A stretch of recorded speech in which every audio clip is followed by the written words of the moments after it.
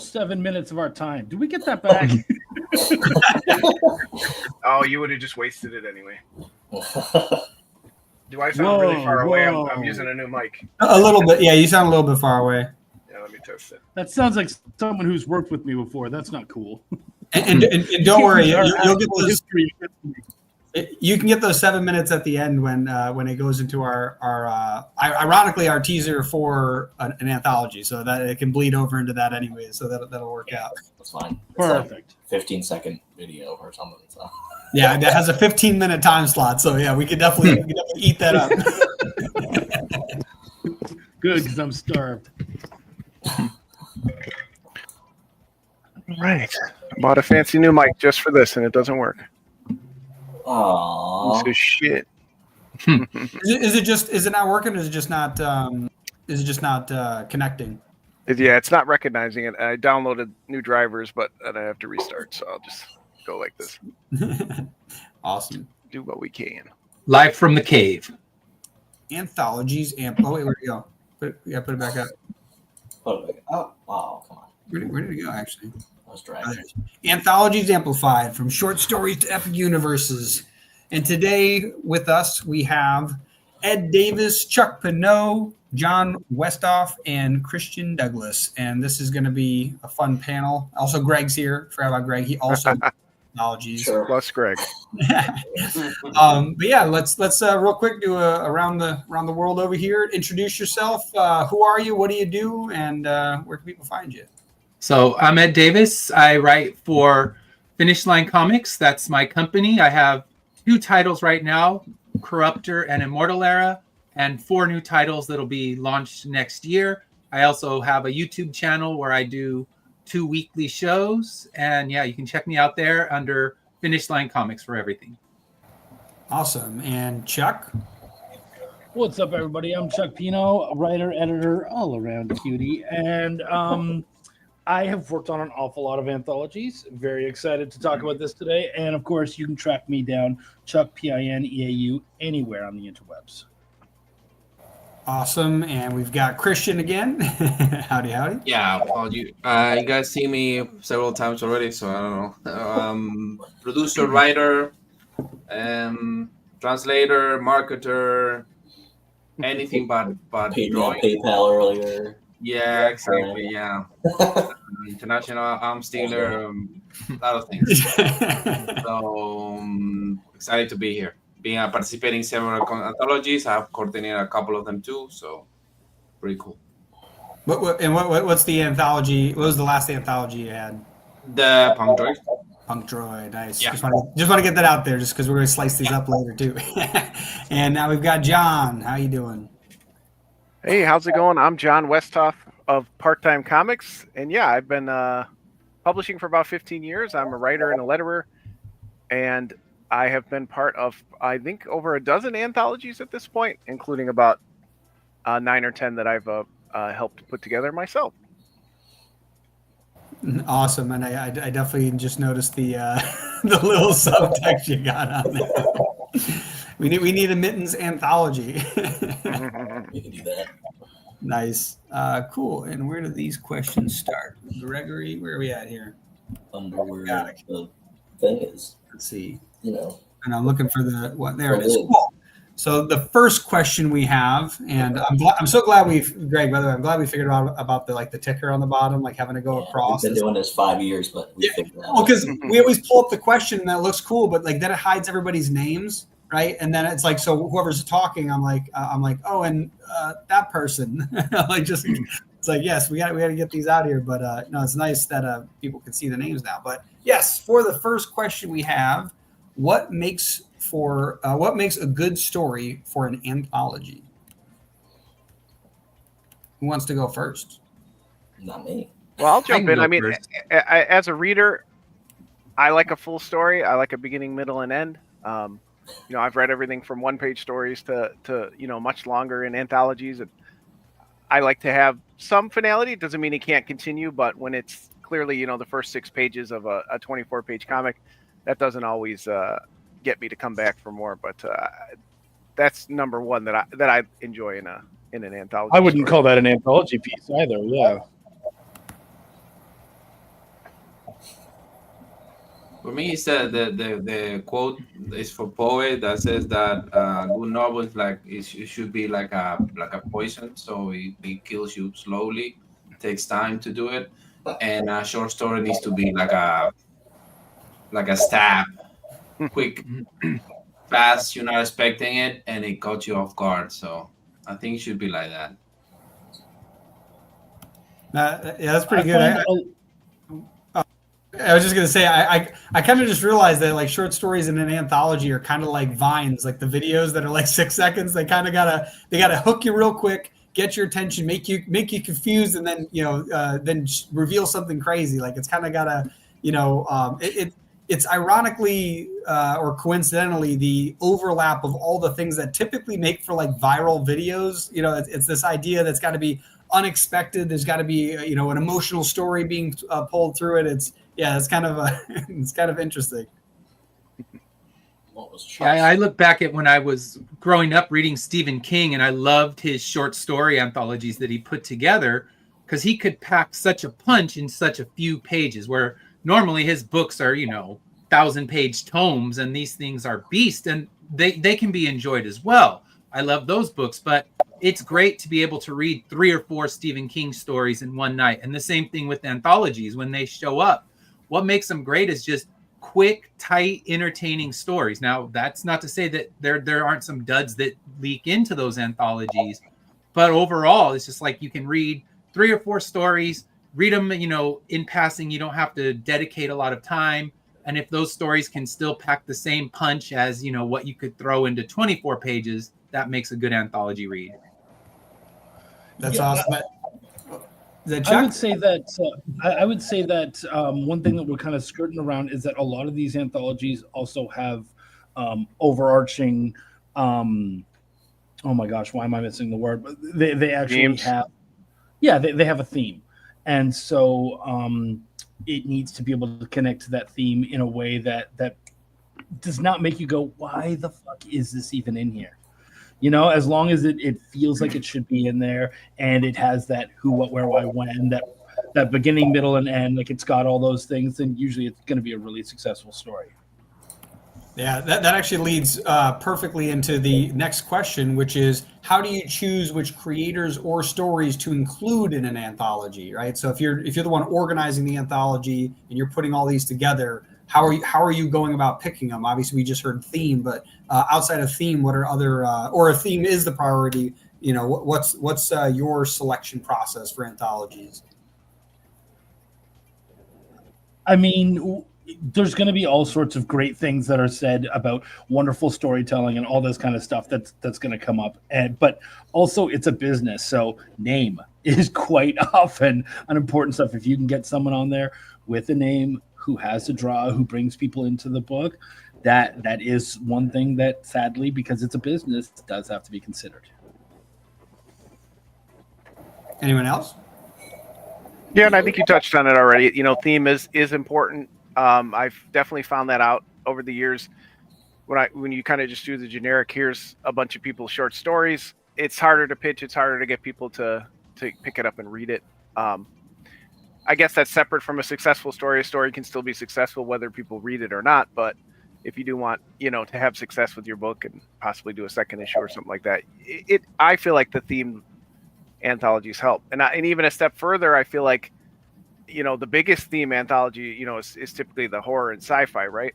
So I feel like even beyond that, narrowing it down or having a very clear cover or something that says this is body horror, this is, suspense, this is, give the reader, something to cue in on it, because there's just so many in that genre, Yes, maybe that's part of it too. It's like not just not just having a theme, but like almost niching the theme, kind of like in business. Yeah, like Chuck was saying, you got to think about it like a business. Like if you're building a anthology and the theme is just horror, but like it ranges anywhere from like psychological thrillers to slashers, right? Like there could be a pretty broad range of what you're showcasing. Where if each of the stories, whether or not they're connected or not, has a similar look and feel to them, they might pull the reader to the next story because you want them to read all the stories. And if you get someone like a big name in there and you put them like right in the middle of the comic, or right in the middle of the anthology, so they have to get to that short story. I definitely think that's a good thing to do. Is like, yeah, have something that's connecting these stories in some fashion, whether it's literally connecting the stories, connecting them through themes or niches. I think is a good idea. Any other thoughts on that one? Now we for example, now we're looking for people for the volume 2. There's a couple of slots open, and what we normally do is first we get a pitch. If we like the pitch, we give a deadline for a finished script and 1-page finish, and then we give another deadline for the whole story finished. That's how we select them. And if we like the pitch and we like the art, they're in. And of course, as we mentioned in the previous panel, promotion. The person is not willing to promote, don't care who they are or what, if they have a name or they are 50,000 followers, I don't care. So those are the 3 things. Excellent. Yeah, and of course the theme for sure. Ours is cyberpunk, so yeah. Cool. And speaking of trying to find artists who are also willing to promote, what are some of the biggest challenges when putting together an anthology? Obviously, lining up the themes is a big one, but what other struggles do you guys see when trying to put together anthologies? Making the participants care beyond their story. Once their story's done, they're like, great, my work's done. I can move on to what I'm actually doing. But I think one of the big successes, actually, and I'm going to give a shout out to my boy Travis, his success with Cthulhu Invade series is that everybody who's in there is super excited, but often, not everybody, obviously, but most of the people are super excited, and he has a really good way of making people really want to be involved with one another. He was really terrific about, okay, you have this character, and if anybody else wants to work with that character, they have to talk to you first. And I loved that kind of ownership, and it created a dialogue behind the scenes that was terrific. I remember, when I was working on the first one, I had several people coming up to me going, hey, I was thinking about using the Scarecrow. Can we talk? And I'm like, yeah, of course. So we would have that conversation, and it, of course, would get me interested in what they're doing, and we would then have to kind of almost cross-collaborate to make sure that it all worked. And I really liked that because it made me feel like I was a part of something bigger rather than I write 4 pages. Fuck you, I'm on to my next thing. Yeah, and I have to piggyback off that. That's the 2 times I've been invited to the Cthulhu anthologies for Orange Cone. That's the first time I've been part of, where we all had a kind of our own assignments, but there was a bigger theme, and there definitely was times where he'd say, okay, I plan to use this character again, like Chuck said, let's tie it together. That's super cool. I've never actually done that as a publisher. Usually it's just recruiting people I want to work with or I know, have background in the area. Like I've done several music themed anthologies. So I wanted creators who actually played and been in bands and things like that. But aside from that, it was very loose. I've always been very loose, but it's really all about herding the cats, right? You have to be ready to do that. You have to set deadlines, hold people accountable, be prepared to adjust if they don't meet their deadlines or the standard's not up to what you wanted. That's the biggest part. If you want to do this huge book, again, not to drop his name again, but the Cthulhu Invades is huge. It's a huge book. It's dozens of teams, all these creators, letterers. You got to be prepared for that. So, start smaller, do 4 stories in a 24-page book or something like that, see how it goes. But herding the cats is the biggest thing. You have to be prepared for people to send you the files in the wrong type, at the wrong size. I, very early in my publishing career, did an anthology for my first book, and I learned a lot. It was great. The bar was low. We weren't planning to, sell 1 million copies, but I wouldn't recommend that at all because at the time I was a Photoshop novice, and again, people were sending me files that were in CMYK instead of RGB or whatever. All these weird aspect ratios, couldn't get them to work, and it was a lot of extra work because I wasn't really prepared going in. So, but yeah, you got to be a good cat herder. That definitely sounds like anything in the publishing realm, being able to get people together that are really tough to get together. So, no, I definitely like that.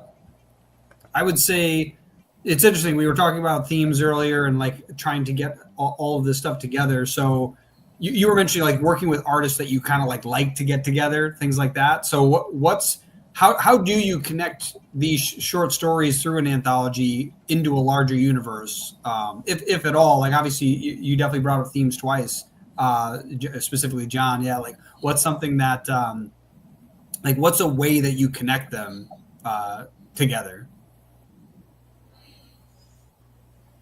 You're muted. Yeah, again, using the theme. What's the big driver? Hey, I just happen to know a lot of people in the comics community. We did a Simpsons themed anthology. I knew it was creators who loved, the Simpsons and wanted to do some knockoff comics in regards to that. I knew that their style would fit, that they could, do their own style, but cartoony like the Simpsons. Music, again, just happened to know a lot of creators who were in bands. Also recruited a friend who helped me kind of get the roster together. So she knew, some people, and it was very rewarding and met a lot of people through it. But again, not having done the larger anthology, I can't speak to, like connected themes in the outside of the general overarching theme. I don't know if anybody's been involved in a bigger one like that. Well, it is interesting because, in your case, you're kind of connecting the art styles. Like that's the thing that you're doing. So you said like there's a lot of music people, and then the other one were like Simpson fans. So like it's kind of like some style background that's how you're connecting them. Anybody else have how do you guys connect these larger universes together? Well, I think what John was talking about is true because I haven't put together an anthology. I still have the plans to do one, but the art style changes are one of the things that'll draw me out of an anthology. If I'm reading one and there's a beautiful one with amazing art, and then the next one is black and white stick figures, you've lost me, and I'm going to just jump over that story. So having a connection between the art, where if you're doing The Simpsons, you don't need black and white stick Simpsons. That's just not going to work for what you're doing. You want it to look cartoony. You might want to do a manga perhaps, not to say black and white doesn't work, because you could do Simpsons in manga and that could be fun, but it needs to fit, and the quality needs to be equal. Every artist has a different style and a different take, but you don't want any one story to take you out of the anthology because of the art being so jarringly different. Would you say that could also be said for someone who is clearly way over talented than the rest? Like if you have a black and white, I mean, imagine having something that's all black and white, kind of stick figure-ish or really scratchy or whatnot, and then you've got this like Marvel dude who comes in with these really clean lines, these super colorful pages, and you're just like, yeah, even that would not work. Like it doesn't matter how amazing it is. It's not the continuity is what's important. I mean, having that one perfect, beautiful story in the anthology that sticks out like a sore thumb is just as bad as that one black and white stick figure one in an otherwise good art anthology. I think, you just need it to be, you need it to not be jarring. And a beautiful, Mark McFarlane jumps in for one on your Diary of a Wimpy Kid style art anthology. People are going to notice. Oh, now I want Diary of a Wimpy Kid as done by McFarlane, and I'm here for it, folks. I am here for it. And I, not to be the center, but I would disagree with that in that regards. I've put together and read many anthologies where even I drew a story in an anthology, so the art was pretty terrible. But again, I think if that's the audience you're pitching to, like we've done a completely independent, everybody did whatever they wanted, no stories were connected. And we pitched it as that. This is our community. We were part of a great message and chat board back in the day. We all got together, because there was 50 of us who'd never been published, and we all published our first book together. And that's how we pitched it. Like these are, independent, unpublished creators. And I, going in, I knew, I think most people who picked it up would flip through and say, oh, okay, this is this is indie, this is slice of life stories, this is, things like that. So I think it can work. But you're right. If the cover is like you said, McFarlane or Eric Larson, and it's a horror book, and then you get something that's pretty jarring on the first page, you might put it back down. But again, anthologies can be like that too. Sometimes you do skip a story, depending on how long it is. I've had ones where I've buzzed through a story and been like, next one, because that should be an anthology. You shouldn't have every story for everyone, right? It should. I was going to say that's actually the interesting thing I was thinking about when it comes to these anthologies is that I almost like Ed, you were mentioning like how people might skip over stories. I almost wonder if like for an anthology, that's not necessarily bad, because by having an anthology rather than one long story, you actually might have enough stories in one book that several different people could enjoy it who might not enjoy all of the stories, right? They might like this person might like stories A, B, and D, and this person likes B, C, and E, but like having enough of these variety in there, I don't think is too bad. But the idea of still having something matching, like John, you just mentioned, these were a collected community of artists and creators who got together to make this anthology. So it's like there still seems to always be something that ties them together. And I was going to ask either Greg or Christian, because like you guys have both put together a horror and a sci-fi anthology. Like, what are your thoughts on that? Continuity. Christian. For me, more than I have to agree with Ed. For me, it has to be a bottom line of the minimum quality. You cannot have like one fantastic and then another horrible one, because I've seen those. Or you change the format. One you have like color and the other is black and white, and the other was like a novelish with an illustration. That's like no, that's like a monster that doesn't have any. It's poor editing, poor editing style. Again, my opinion. But mainly that we don't connect them. For example, my stories are connected in a whole other thing, but that's my thing. But they don't have to. None of the stories are connected within. It's just a theme, and that's what I like about the thing I like most about books is the whole totally different takes, totally different ideas based on that theme, and seeing all the creative work, all the creative teams expanding on their take on the theme. So I think that the objective of an anthology should actually be for the readers to read as many, if not all, of the stories as possible, and hopefully to enjoy as many or as all of them as possible. Because if your objective is just like, hopefully you find something good in here, well, then it's like, what are you doing, man? I could go read, A comic, B comic, or C comic, and know I'm gonna fucking like them. Why am I reading your anthology if it's going to be hit or miss? And so I think, again, we're not just talking about making anthologies. We're talking about making good anthologies, not to attack. I don't want to feel like I'm attacking anyone, and so I think in that, I think it's really important for us as the curators to try to make sure that as many of those stories as possible are going to be enjoyed by the fans we market it to. Yep. Speaking of, they wanted to come back for a second volume or third volume, whatever. So if you give them crap, most of them are not gonna come back. And speaking of that goes right perfect into the next question. What is the best way to market an anthology to readers? I haven't figured it out yet.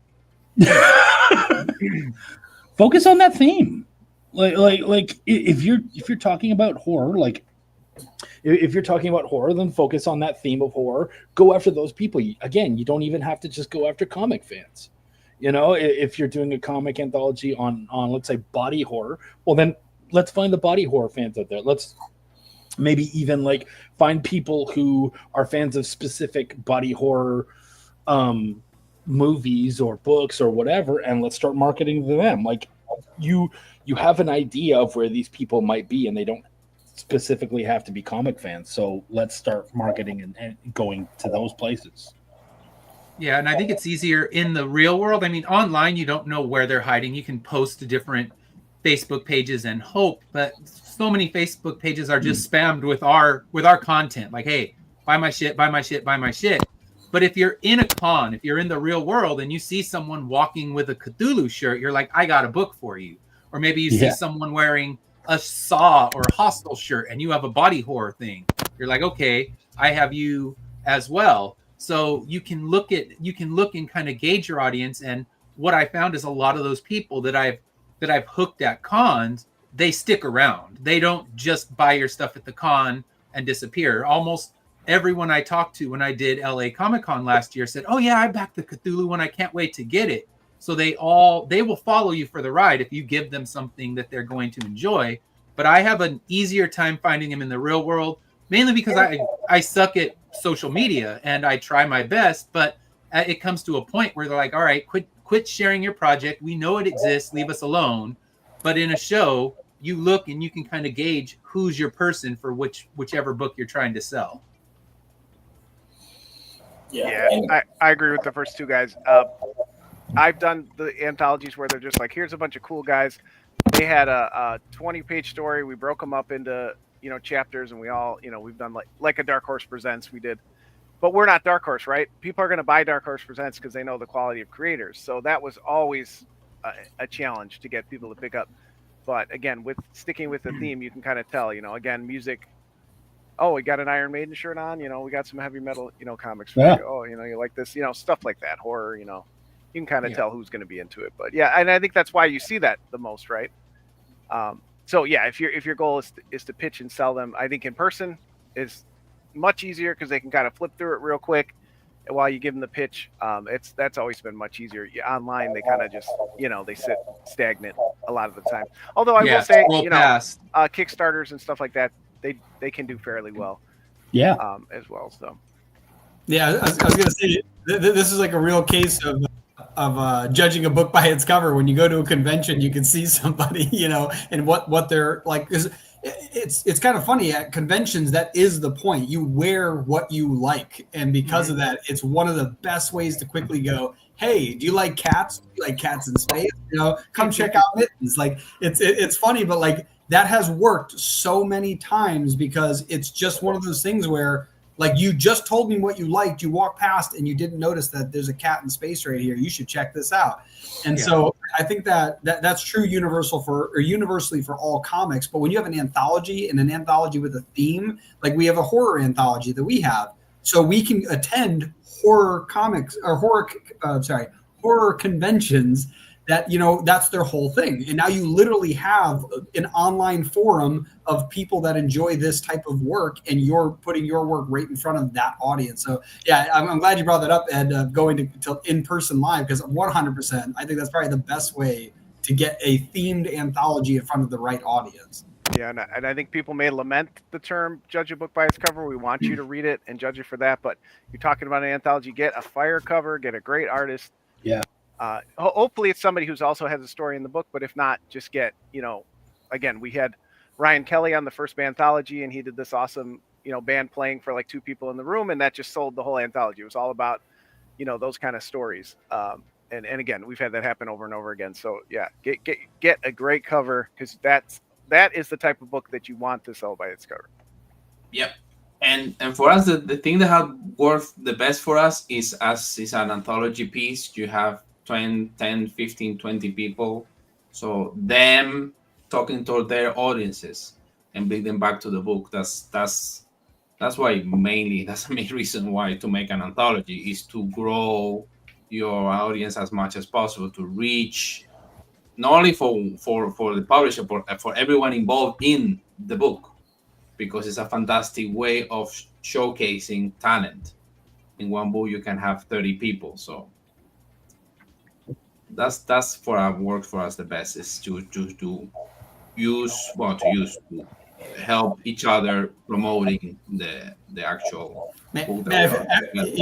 You guys have made this easy for me with like these these hooks into the next question. How do anthologies help new creators get noticed? I'm gonna answer this real quick. Is the best thing about anthology is it's short. It's not a lot of pages. So normally like 6, 8, 4, 10, 12 hours is like 10 to 14. So it's not a big commitment, and it's a wonderful way to get into the scene, because it's you can share the burden of the publishing or the printing and all that in more than just one person. Hey, this is my book, let's see how it goes, so.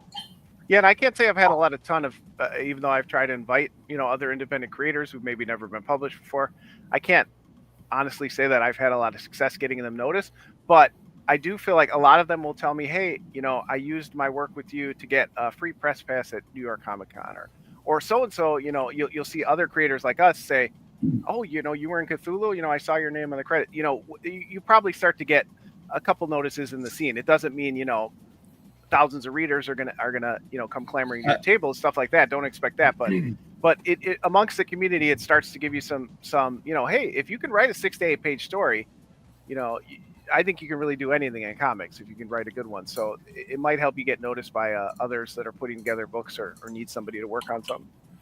Playing off of what John said, which by the way I love. It as like curators, it is not our job to make someone new, like to show someone new off. It's our job to give them the position to show themselves off.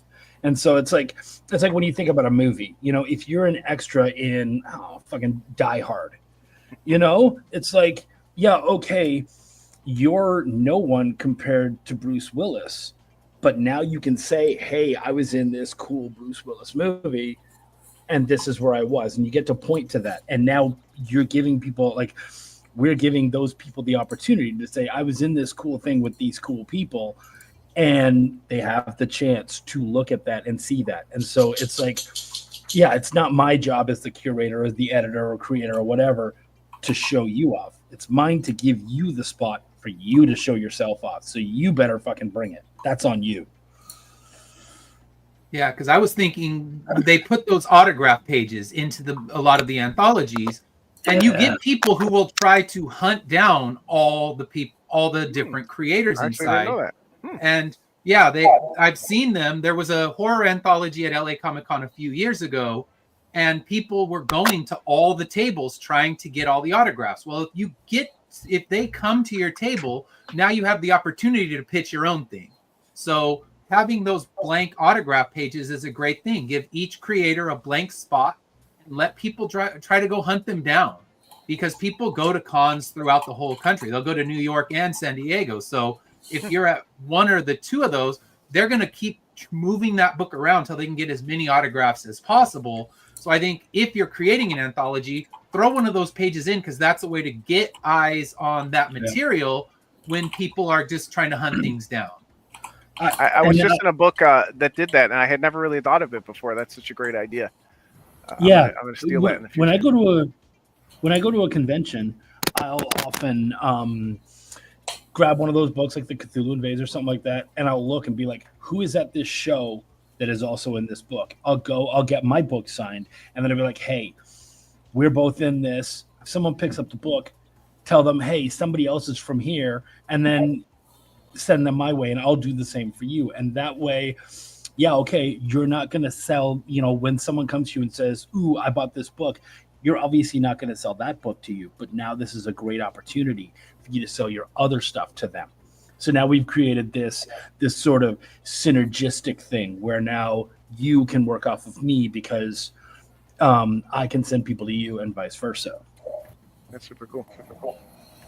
Yeah, that's very cool. I hadn't heard of the autograph page. Is it literally does it look like a credits page with lines next to each of the names? It's just got little white boxes with the names above or underneath, and then you try to get all the little white boxes filled. Oh, what we did in ours is each of the pages before each of the stories, you have a blank page you can sign each of the stories. That's what we did. Look at that. So, I'm learning something. Yeah, even if they don't have that, you can just say, hey, man, do you want to go have your piece signed? Because usually, if all else fails, there's at least a bibliography at the beginning that kind of shows where everything, this story is on page 27, this one's on 36, blah, blah, blah. And everyone can sign beside their little story. And so even if they haven't actually done that, you can kind of take advantage just of the fact that there will be a spot, hopefully, saying where the different stories are. It's almost like a table of contents, but with spots, space for signatures. Even if they don't have space for signatures, you can sign anywhere. You know what I mean? I've signed on boobs. I've signed on everything. So you can sign on. It's paper. Just sign it. Awesome. So the next question we have.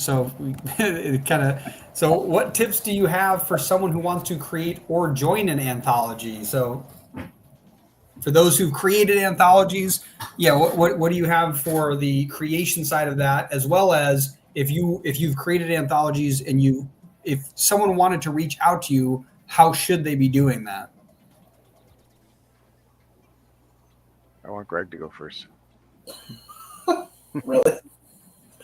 I want Greg to go first because John wants him to. He knows something I don't. What do you know? So the first two of our horror anthology was just people on our platform. So that was the only people that it was like exclusive to that. Until I started adding other stories in the second one, because I was like, oh, I kind of need some people that like are slightly known a little more. So I had Michael Yakutis, I think that's how you say his last name. He had Animal and Me, which was him and Hanu Kessler or whatever. He's in like Finland or whatever. That story looks amazing. It's like a vampire story. The story before it is definitely different art. So I was like, oh, it's a little jarring, like what Ed said. Yeah, so in the third one that we're coming out with, I invited anybody that wants to be part of it in it. So there's a bunch of more people involved this time, which is pretty cool. So yeah, just ask and I'll invite you. Greg will make a book for you. He's going to get 1,000 emails. For me, putting them together, I've always kind of curated. It was it's just kind of just knowing a lot of people in the community and wanting to work with it. The first couple I did again I was part of a message board community, so it was just anybody who submitted and got it in by the deadline. I've never really, except for that, I guess I'd count that as open submissions. You just had to be part of the message board when we posted. But I've never really done true open submissions. I do want to take that leap someday, but it sounds like a kind of a nightmare. But I think that would be fun, to kind of have that under my belt as a publisher. But I will tell people, as far as submitting to them, be patient. I published and worked in, 36 comics over 15 years before I was ever invited to an anthology. And for some odd reason, I was invited to 2 last year. We were the first 2. It took a long time. And those were peers I had in the community that, wanted to work with me. So put out other work and you'll get noticed. You'll make friends in the community. And then I had one that I finally, my first after 15 years, even though I don't submit often, I submitted to a music anthology, was accepted. So again, after 15 years, it took me to be invited, and then I had 3 in 1 year. So it just happened to work out that way. Everybody's story is different.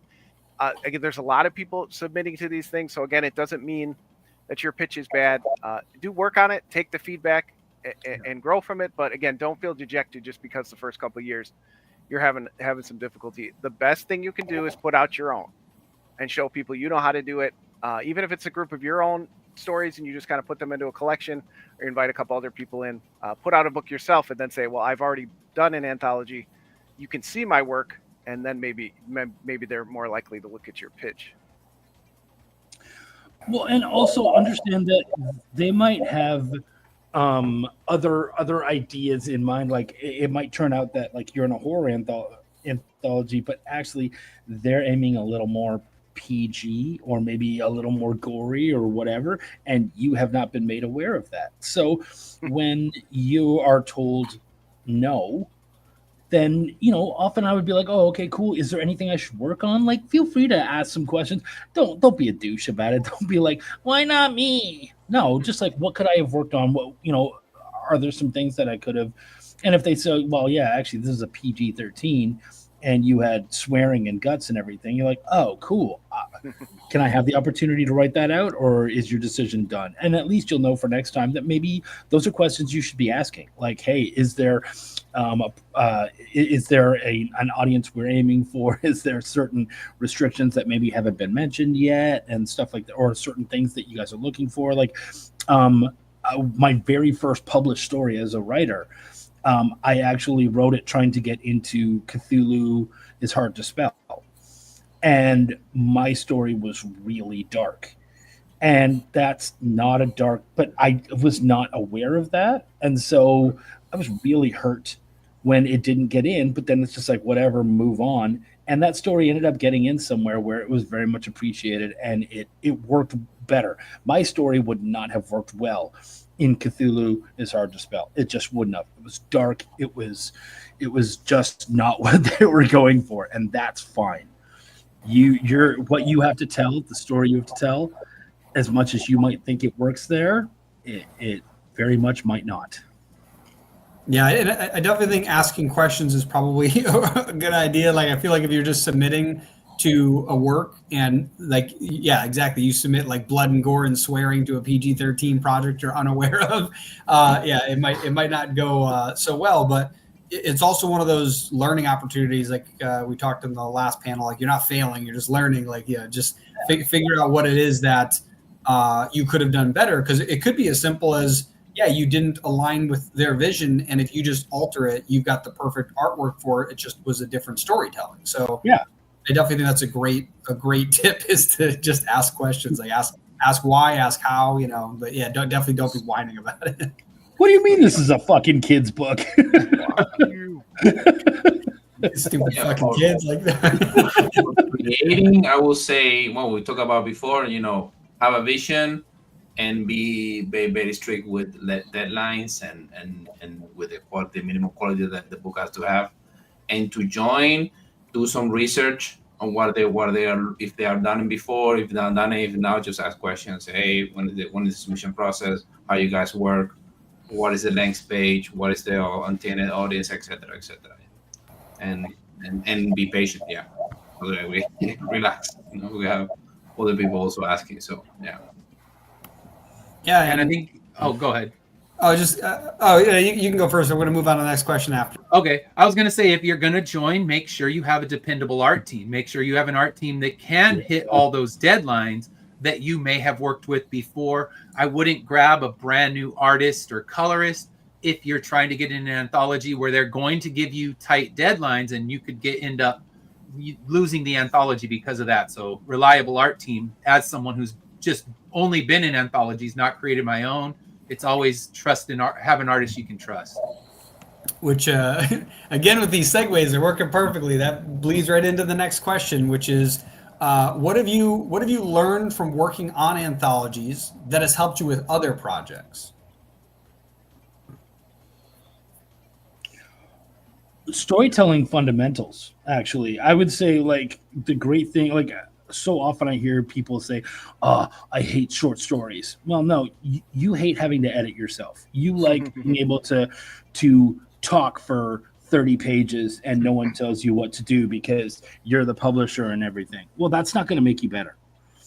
Having someone say, no, motherfucker, you've got 6 pages and I want a clear, concise, interesting story in 6 pages. And if you can't do that, you're not good enough for this book. And so I think sometimes that's something we need to learn, where it's like, hey, this is a specific format, and you, as much as you think you can tell stories, the difference between a 1,000-page book and a 100-page and a 100-word drabble is huge. And that's something that you have to learn. You have to take it really seriously and really try to understand what is required of you within that particular thing, because what works there does not necessarily work here. Yeah, we have so much freedom of our own when we're creating a story. Like, oh, I need 32 pages to finish this issue. Let's do it. But yeah, when you're given a tight 8 or 6, it changes everything. You're like, okay, I know that there is no page 9. They're not going to say, oh, it's cool, go ahead and have a couple extra pages, because they're paying you for these pages. And they are not paying you for more than what was agreed upon. So who's for paying me, you it's yes. Pages? I don't know. Someone. No one's paying Someone me. out there. But yeah, so it's somehow you have to tighten your storytelling, and I loved doing that, because I'm overly wordy sometimes, and just make it 28 instead of 24, because why the hell not? But when you have only 8 to work with and you have to get a clear beginning, middle, and end, it was a fun challenge. So something every writer should challenge themselves to, because self-published authors can make it as long or short as they want, but in an anthology, you have no flexibility, and that's actually a good thing.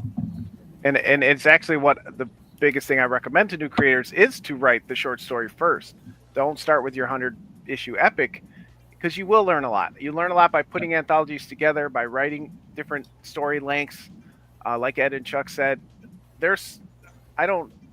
I think most of what I've learned in comics is from doing these anthologies. How much stress can I take, and what do I do when deadlines aren't met, and how comfortable am I with that spelling error that I missed, and how do I format when somebody sent me a page in 11 by 17, but somebody sent it to me in European A5? I've learned so much. Can I color correct this without bothering the colorist? All these kind of little things. There's so much that you learn putting together credits pages, and most of the valuable lessons I've learned is through the process, and most of the fun I've had in comics. I love being in anthologies and being part of the team, and seeing somebody at a show. Oh, remember when we were in that book? And I've learned most of my valuable lessons in publishing and creation have come through the process of anthologies and short stories. Yeah, totally with the guys that was said before. Is fundamentals. Get to the point, do what you're supposed to do, and also be reliable. That's the main thing you're gonna learn from it. And that's gonna prepare you for the longer projects, the more complicated ones. So for sure. No, yeah, those are all really good points, and I do like that idea that like starting with short stories are a great way to like learn how to storytell quickly, because even though comics can be 24 pages or like longer, like being able to get to the point quickly in a comic book is super important, because it is only 24 pages if you're even getting that long of a story. So these short stories are probably a great first introduction for most comic creators to like learn how to get to the point and tell an interesting story in as short of a time frame as possible. And it's kind of like the introduction to creating ash cans. Like that's what they are. They're like the ash cans are like the short stories in an anthology. So that's super interesting. And speaking of which, too, on that, what do you guys prefer? Do you guys prefer standalone stories or ones that are part of something bigger, whether it's an anthology or universe in itself? Like what are your preferences on storytelling in general for you individually? Like what do you guys like? I mean, I'll take the softball route and say I prefer both, in that I want a complete story. If it ties into another universe, like if it's from this universe of Scalped, it should be, still have an ending. I definitely prefer that. I'm okay with it again tying in, but I think that individual story, like the Star Wars adventures, are really good. They tie into the bigger universe, but they often end. Sometimes they'll continue to the next issue to get you keep reading, but again, it's still relatively a short story. I think that I think as creators and whatnot, our job is to kind of create something cohesive that people are able to enjoy while they have it. Like if you've got that one issue or whatever, but even if it's just a standalone, your job is to have people read that and go, fuck, I wish I could have more of that. I need more like that. I think that's our job. Even if you gave it a really good ending, like a really strong, hard ending, then maybe they're like, damn, I wish there was some way to do a prequel, or to, like for them to want to start bugging you to do more. I think that really is our job, is just give them what we had planned and make them beg for more. No, I definitely agree with that. That's like what's it called?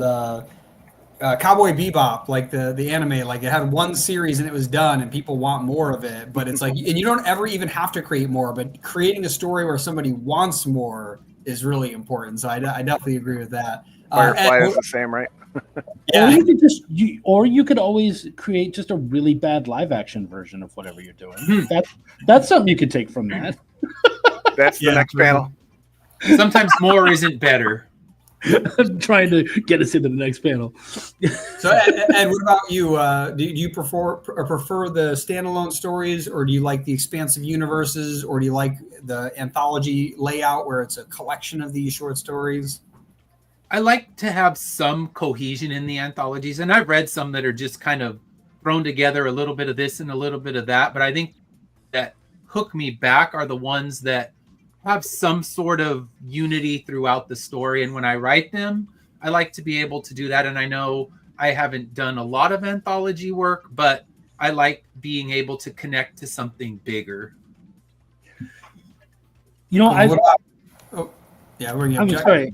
I loved what Matthew said, for my Ashcan, I released an 8-page preview of my first issue on Global Comics. And it reminds me of, like, when you're making a short story, especially if you're doing like an Ashcan, which is just a smaller version of what your first issue is going to look like, it still needs to have some kind of ending or some kind of hook, something. It can't just, it's done because I only had 8 pages. Well, then maybe you should have done 7 or 9 or some way to again create that story, because if it just suddenly is done, then they don't care. I remember being given this issue of a comic to review, and I read it, and of course I would say very nice things because I wanted to be nice to the person and whatnot. But then I talked to them afterwards, and I said, "What the fuck was with that ending? That wasn't an ending."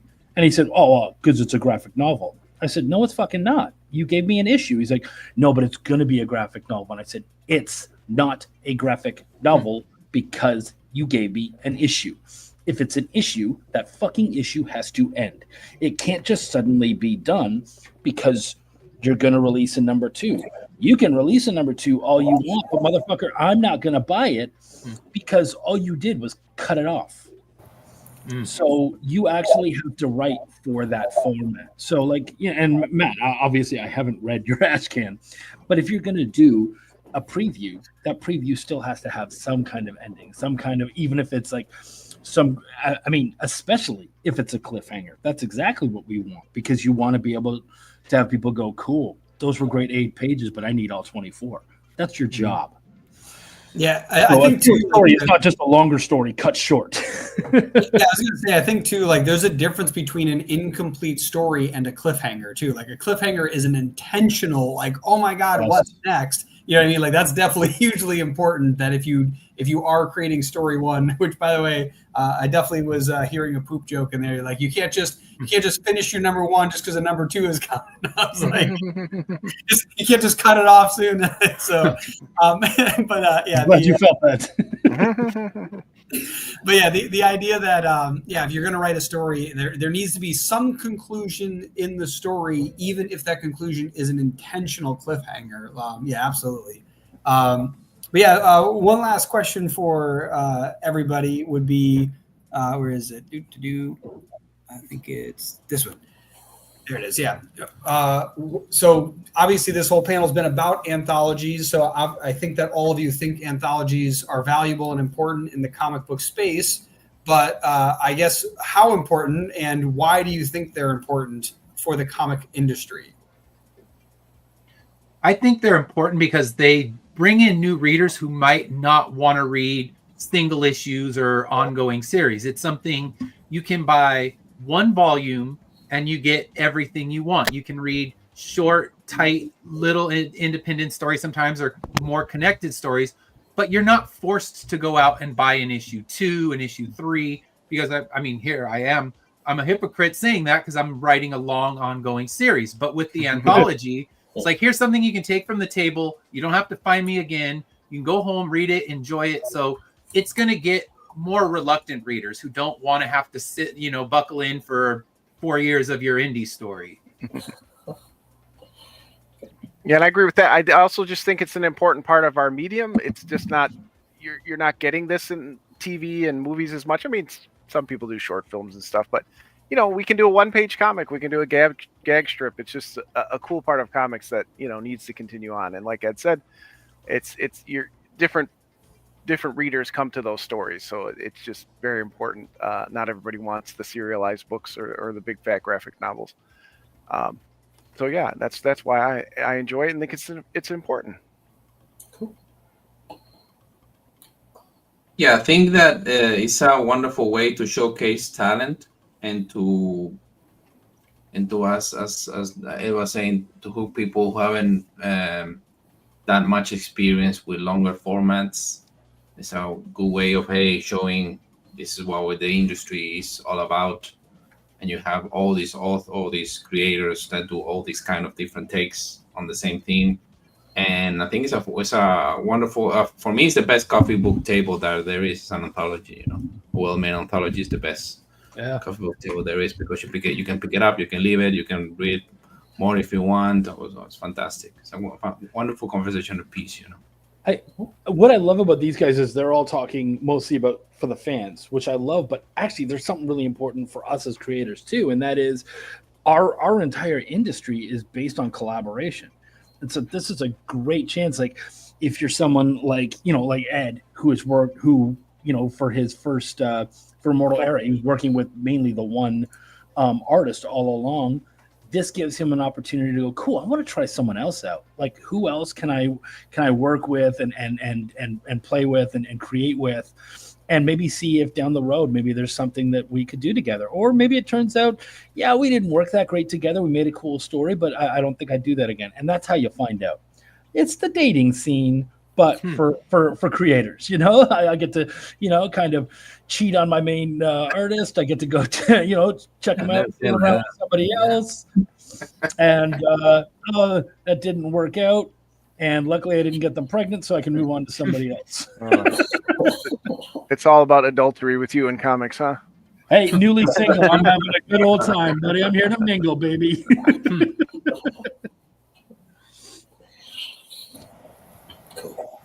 Awesome. Yeah. Sweet. So I think that was everything. And look at this, Chuck. We ate up some time on the next slide, which is terrible because that gives us thank you. This time to work on our huge release of the 15-second trailer, so it'll be solid.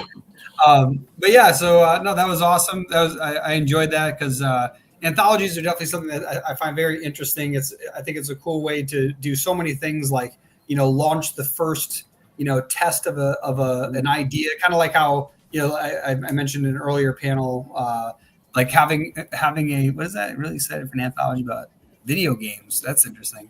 It's a show on Amazon. Having something like where Spider-Man was tossed into a comic, but like the idea that you could basically throw together a bunch of stories and see if something like really hits with an audience. You could use it for testing out artists. You could do it for a ton of different things. So I definitely think anthologies are important, and it's been fun hearing all your guys' feedback. I've been taking notes too for some of this stuff. So before we move on to the next panel, this pretty face, so before we move on to the next panel, tell us where people can find you, or what's your next big thing you're working on, and where can people find you? Chuck's up. Oh, it's me. Okay, yeah. You know what? I don't know what's coming out next. I have so many things going on, so just keep an eye out on the old Facebook page, because next year is going to be way different from 2024. There's going to be an awful lot of Chuck, and if you don't like him, then maybe stop following me. What are you doing, you weird stalker? But yeah, man, it's going to be really good. I am a writer, editor, and I do expect that a bunch of stuff is going to come out with my name next year. I'm going to remind you why you didn't forget about me the first time. My name is Chuck, and I give a fuck. Thank you for having me, guys. Yeah. Thanks for coming. Christian? Well, you can always find us on unpopstudio.com, unpopstudio.com. And if you Google Pinocchio or Unpopular Studio, we're all over the place. And we have coming up next year Pinocchio 2 and 3. Hopefully we can release those two. And then Pangdoy Volume 2 also coming next year. So pay attention to that and keep us. It's always wonderful to be here, guys. Thank you. Awesome. Thanks for coming. John? All right. Best place to find me is here. I am John, the writer, publisher, letterer for Part-Time Comics. It's just a warehouse for stories I want to work on. We have at least 5 new books scheduled for 2025. We put out 4 books this year and a graphic novel, so we've always got stuff coming out where we write a lot of music themed, a lot of horror, but we lean a lot more into the comedy. So if that's something that excites you, I'm Part-Time Comics with an X on all social medias. Awesome. And Ed? So you can find me on all social media under Finish Line Comics. So I have TikTok, I have a YouTube channel, Facebook, and Instagram. I have Twitter. I never post, so feel free to not follow me there.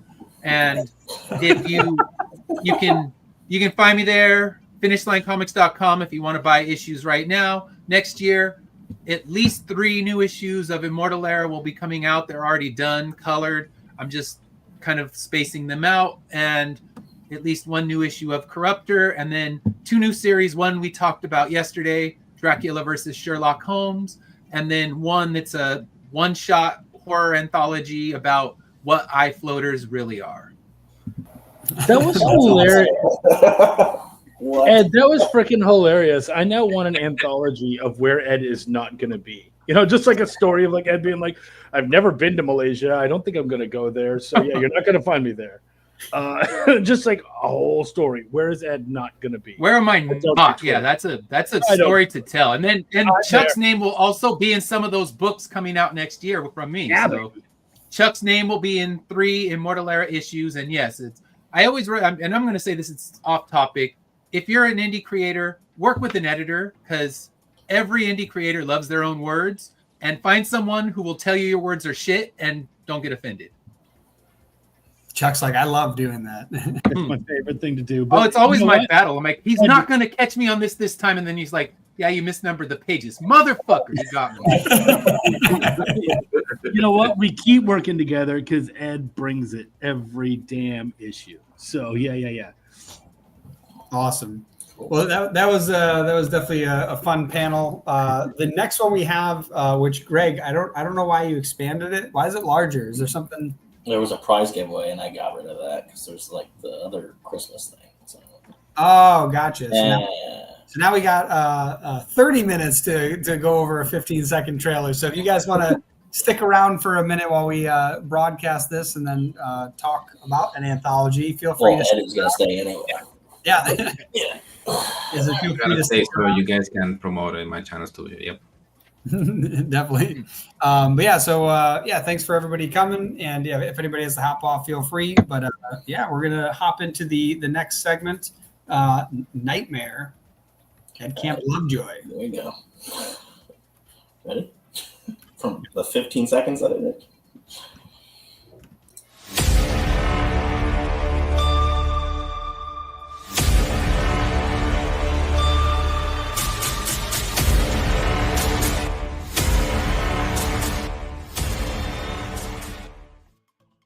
That's it. Damn. It took him all night to do. Literally, he was messaging me all night like, "What do I do next?" No. I'm gonna quote all my exes. That was pretty good. Could have used more.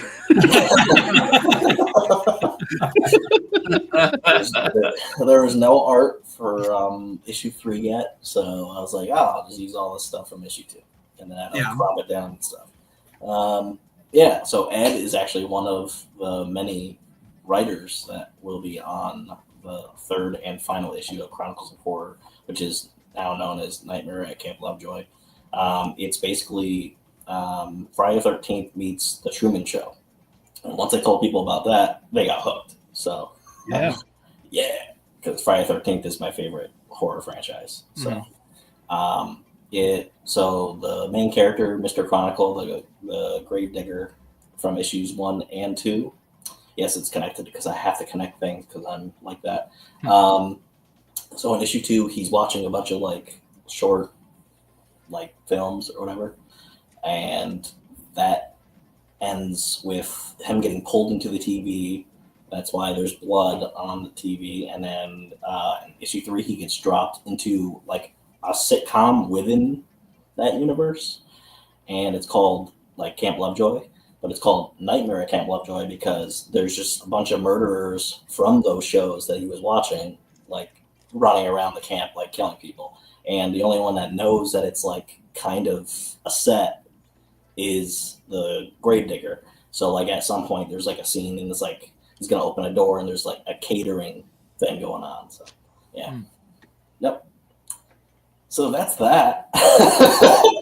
Now we just have to waste like 20 minutes. One of the things you can share, I guess, too, would be so first off, the artwork that you were showing are stories from the 2nd issue that will also be in the 3rd issue. So who are the creators of those stories, and who are the artists of those stories, and what are you looking for in the 3rd issue? Like right now, obviously it's open submissions. We're like, looking for people to, that want to submit to this anthology, but like what what are you looking for that? Like, are you, like we were talking about in the last panel, having various themes? Obviously, these are horror themes, but is there anything specific you're looking for to kind of have an overall matching theme? You got the Truman Show. You obviously have a Thrasher you're talking about.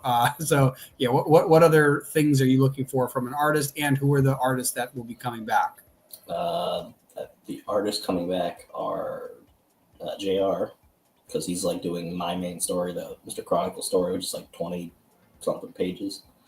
We still have to like go over the whole script as a whole, like all the scripts, and put that together so it all connects well. And then basically anybody that wants to be an artist on this anthology. So anybody, I know Enrique, who is coming on Artist Alley, he's involved. Ian Miller, who's done the SciTech, which is like basically Christine, but like a Tesla. And Abel, I think he might be coming back. He hasn't really like answered me lately. Hector would, but he's busy with life, so he's not coming back. And then it's mostly like the writers from the second issue are coming back. And then there's like a bunch more, like Ed and then me. Yeah, I wrote a little 4-pager, which is talking like we were before. Yeah, being tight and concise, and like, okay, can you tell a whole story in 4 pages? And of course, the first draft, I think my notes were more than 4 pages. So I'm like, all right, damn, I gotta go in and trim the fat. Yeah, and but returning characters, there's Bobby T, which is the tortoise. It's basically Chucky inside of a tortoise. Started as a joke and it became a real thing. The giant character, that it's like a silent comic in the second issue, and Jason Webb wrote that. The painter, which is my other story that I wrote in the second one, serial killer artist. So she like kills people, uses their blood as paint. I can make cat, and I can make murder. So anyway, yeah. There's so many other characters. The worker who grabbed him and pulled him into the TV, he will also be in it in some form. And there's like a bunch of other new like characters. Like Ed actually has like a ghost story, so that's kind of cool. There's 2 witch stories, which the 2 writers don't know each other. They just happen to write a witch story, which is really Brian Mantle. I think that's how you say his last name. He's coming out with The Wretched with Adam. So he's got a story, and then Eric Franklin that was supposed to be here, but he didn't. Was that Brian Manell? Manell. There we go. Yeah, good dude. Yeah. So yeah, they both have like a witch story that's like in the woods. Ian actually wrote a story, and I think he's drawing it. But yeah, so there's all that. Then Justin Story, who's been doing that like a D&D type campaign at the end of our expo this weekend. He wrote a story, made a whole brand new character, and I said, I really like your character, so that's actually going to be like a horror series that we will be working on, like a side thing at some point, because I would like to start doing horror comics and not just superhero and cats. So yeah. Horror cats, yeah. Yeah. Horror story. You know, John's down for that. Horror cats in space. Yeah. But every horror movie ends up in space anyway. I'm like, how the fuck does every serial killer end up in space?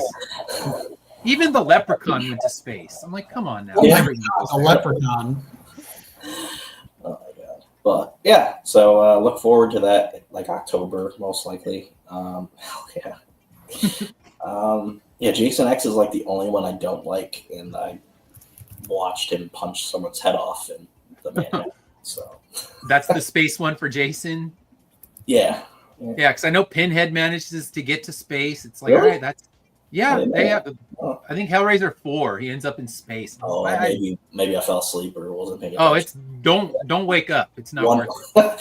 1 and 2 were the only ones I liked. Yeah, those are the only ones worth watching. The rest, pretend they don't exist. An hour-long movie, and it takes place in Mexico, and it's the first movie, but in Mexico, and it's a prostitute instead of the actual main character. Yeah, that's really. I feel like you guys are kind of being dicks about this because I just finished writing my treatment for I Know What You Did Last Summer when you were in Houston at the fucking space camp. And, I think it works. So I don't really care what you jerks think. I mean, they probably made more money than we awesome. ever did. They can put their shit in space. It works. Immortal Era in space coming soon. They accidentally ran over an astronaut and now they're trying to hide the body somewhere. I'm actually coming out with a movie for Inc. and it features Vin Diesel and he says family a million times and they actually end up in space. So that's where it all has to lead.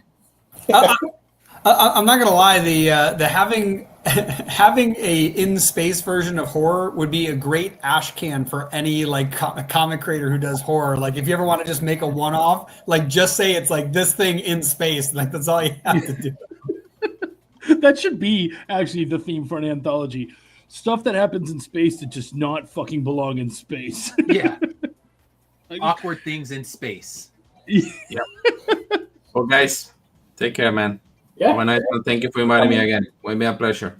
yeah. Thank you. Take There's care. no more Have a good panels, one, I gang. think, later on. Yay.